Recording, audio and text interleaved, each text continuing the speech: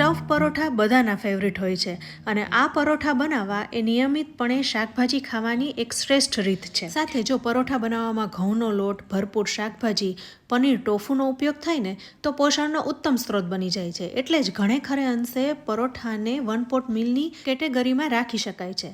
તો આજે આપણે પણ મસ્ત મજાના પરોઠા બનાવીશું, એ સાથે એક ચટણી પણ બનાવીશું જે લાંબો સમય સુધી સારી રહેશે. સાથે પરોઠાનો લોટ કેવી રીતના બાંધવો જેથી વણતી વખતે ફાટે નહીં અને ફૂલે, એના માટેની બધી ટિપ્સ શેર કરેલી છે. તો શરૂઆત ચટણી બનાવવાથી કરીએ. આ ચટણી બનાવવામાં ક્યાંય પાણીનો ઉપયોગ નહીં કરીએ, પણ એક વસ્તુ એવી ઉમેરીશું જેથી લાંબા સમય સુધી બગડશે પણ નહીં અને કલર પણ આવો નવો રહેશે. તો અહીંયા મેં 4 તીખા મરચાં અને 4 મોડા મરચાં લીધા છે, જેથી ચટણી તીખાસમાં બેલેન્સ થઈ જાય. જો તમને મીડિયમ તીખા મરચાં મળે તો એનો જ ઉપયોગ કરવો. આ બધા મરચાંના ડીટીયા કાઢી નાના ટુકડામાં સમારી લઈશું અને મિક્સર જારમાં રાખી દઈશું. આ ચટણી બનાવવામાં ખાલી મરચાંનો જ ઉપયોગ કરવાનો છે, કોથમીરનો ઉપયોગ નથી કરવાનો. સાથે સ્વાદ પ્રમાણે મીઠું ઉમેરી દઈશું અને 5 ચમચી જેવી હળદર ઉમેરવાની છે. હળદરનો બહુ વધારે ઉપયોગ નહીં કરવાનો, નહીતર હળદરની સ્મેલ આવશે. સાથે 1/4 ટીસ્પૂન જેવા લીંબુના ફૂલ ઉમેરવાના છે. જો તમારે લીંબુના ફૂલ ના ઉમેરવા હોય તો લીંબુનો પણ ઉપયોગ કરી શકાય, પણ એ ચટણી વધારે સમય સુધી સારી નહીં રહે. અહીં લીંબુના ફૂલ વાપરવાનું કારણ એ કે ચટણી લાંબો સમય સુધી સારી રહે અને કલર પણ આવો નવો રહેશે, જરાય કાળી નહીં પડે. તો લીંબુના ફૂલ ઉમેરી ઢાંકી બધું પીસી લઈશું. હવે બધું પીસાઈ ગયું છે તો 1/4 કપ જેવો શિંગદાણાનો પાવડર ઉમેરી દઈશું. આ શેકેલા શિંગદાણાનો પાવડર છે. ઘણીવાર મરચા સાથે આખા શિંગદાણા ઉમેરી દઈએ ને તો આખા ભાગા રહી જાય છે, પણ પાવડર ઉમેરીને ચટણીમાં મિક્સ કરો ને તો ચટણીનું ટેક્સચર સરસ આવે છે. હવે બધું જ મિક્સ થઈ ગયું છે, પણ હું આદું ઉમેરતા ભૂલી ગઈ હતી, તો 1 ચમચી જેવું આદું ઉમેરી દઈશું, 1 નાની ચમચી જેવું છીણીને ઉમેરી દઈશું એટલે સરસ મિક્સ થઈ જાય. હવે ચટણી તૈયાર થઈ ગઈ છે અને કલર પણ સરસ આવ્યો છે. આ ચટણી લાંબા સમય સુધી બગડશે નહીં, એટલે ક્યાંય ફરવા જવું હોય ને તો સાથે લઈ જઈ શકાય. સાથે આ ચટણી એકલા પરાઠા સાથે જ નહીં, પણ ભજીયા બનાવ્યા હોય, સેન્ડવિચ બનાવી હોય અથવા તો ચિપ્સ સાથે ખાવ ને તો પણ મજા આવી જશે. આ ચટણી બનાવવામાં પાણી નથી ઉમેર્યું એટલે થીક બની છે, પણ જેટલી જોઈતી હોય એટલી ચટણી અલગ કરીને એમાં પાણી ઉમેરી લિક્વિડ કરી નાખવાની અને પછી સર્વ કરવાની. તો અહીં આ ચટણી તૈયાર થઈ ગઈ છે. હવે પરોઠા માટેનો લોટ બાંધી લઈએ. પરોઠા હેલ્ધી બને એ માટે ઘઉંના લોટનો જ ઉપયોગ કરીશું. તો 1 કપ ઘઉંનો લોટ લઈ લીધો છે. સાથે સ્વાદ પ્રમાણે મીઠું ઉમેરી દઈશું. હવે 1 ચમચી જેવું તેલ ઉમેરીને બધું જ મિક્સ કરી દેવાનું છે. અહીંયા આપણે પરોઠાનો લોટ છે ને એ મીડિયમ કઠણ બાંધવાનો છે, કારણ કે ઢીલો લોટ હશે ને તો વણતી વખતે ફાટવાનો પણ ડર રહે છે. સાથે જે એમાં સ્ટફિંગ હોય છે એનું પણ પાણી છૂટતું હોય છે, એટલે વધારે ઢીલો બનીને ફાટી જતો હોય છે. તો થોડો કઠણ લોટ બાંધીએ ને તો પરાઠા વણી પણ શકાય અને પછી ફૂલે છે. અહીં થોડું પાણી ઉમેરીને કઠણ લોટ બાંધી લીધો છે. થોડું મોણ ઉમેરી દઈશું અને લોટને મસળી લઈશું. લોટને 10 મિનિટ રેસ્ટ આપવાનો છે, એટલે હજુ થોડો ઢીલો બનશે, એટલે એવી રીતના લોટ બાંધવાનો. હવે લોટ બંધાઈ ગયો છે તો ઢાંકીને 10 મિનિટ રાખી દઈશું. ત્યાં સુધીમાં આપણે પરોઠાનું સ્ટફિંગ તૈયાર કરી લઈએ. પરાઠાનું સ્ટફિંગ અલગ અલગ રીતના કરી શકાય છે. તો આજે તમને એક જ પરાઠામાંથી ફાઇબર, વિટામિન્સ, મિનરલ્સ પૂરતા પ્રમાણમાં મળી રહે ને એ રીતના સ્ટફિંગ કરીશું. તો 2 ચમચી જેવી ખમણેલી કોબી લઈ લીધી છે. સાથે 2 ચમચી જેવું ગાજર લઈશું. અહીં અલગ અલગ શાકભાજીનો ઉપયોગ કર્યો છે. 2 ચમચી જેવી ફણસી, એને એકદમ ઝીણી સમારી લેવાની છે. અહીંયા બધા જ શાકભાજીને ઝીણા સમારી લેવાના છે. સાથે 1 ચમચી જેવું ટમેટું લીધું છે. અત્યારે શિયાળામાં કેપ્સિકમ પણ બહુ સરસ આવે છે, તો મારી પાસે યલો અને રેડ કલરના કેપ્સિકમ હતા, એને પણ ઝીણા સમારી લીધા છે, તો એ પણ ઉમેરીશું. જો તમારી પાસે ન હોય તો ગ્રીન કેપ્સિકમનો પણ ઉપયોગ કરી શકો છો. અત્યારે શિયાળામાં લીલી ડુંગળી પણ સરસ આવે છે, તો એના થોડા પાન સાથે લીલી ડુંગળી પણ લીધી છે. સાથે સૂકી ડુંગળી પણ લીધી છે, એનાથી પરોઠા વધારે સ્વાદિષ્ટ થાય છે. હવે 3 થી 4 લીલા મરચાંને ઝીણા સમારી લીધા છે. આ તીખા મરચાં છે. સાથે અડધો ઇંચ આદુને ઝીણું ખમણી ઉમેરી દઈશું. હવે 1 અડધું બાફેલું બટેટું ઉમેરી દેવાનું છે. આનાથી સ્ટફિંગમાં બાઇન્ડિંગ પણ આવશે અને વધારે ટેસ્ટી થશે અને વધારે હેલ્ધી થાય એ માટે પનીર પણ ઉમેરીશું. તમે ટોફુનો પણ ઉપયોગ કરી શકો, પણ હું પનીર લઈ રહી છું.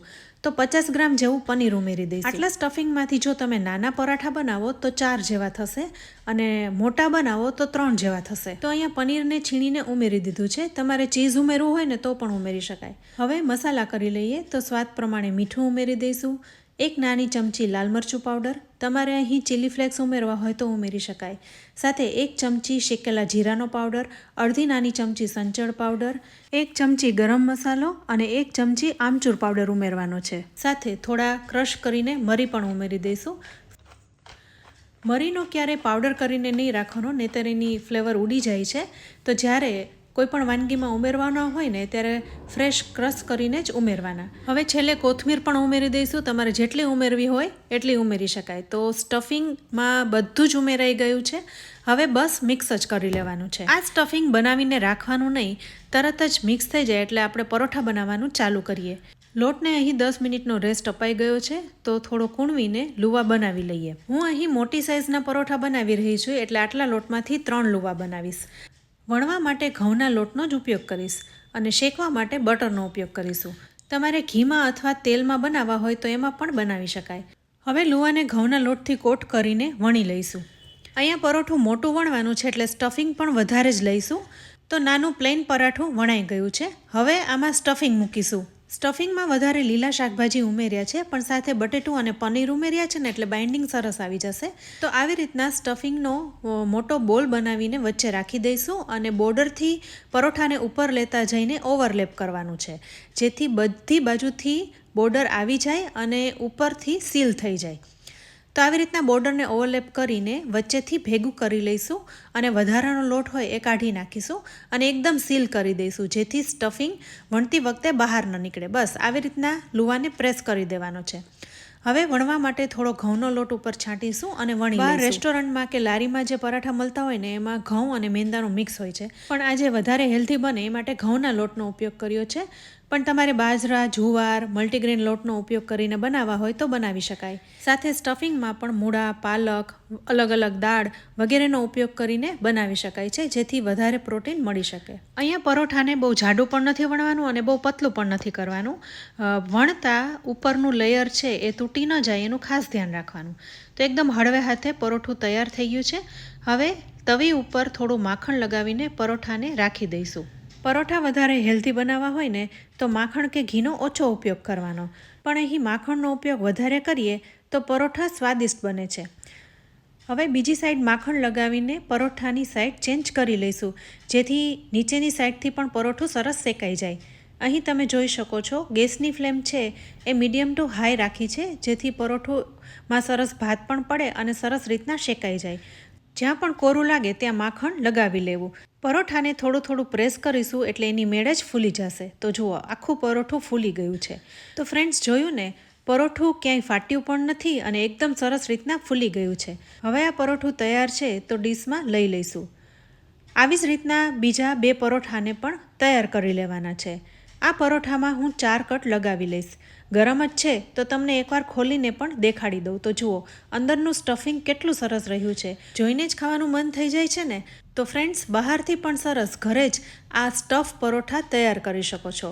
તો ફ્રેન્ડ્સ, આ પરોઠા બનાવવા માટેની વિડીયોમાં બધી ટિપ્સ અને ટ્રિક્સ શેર કરેલી છે.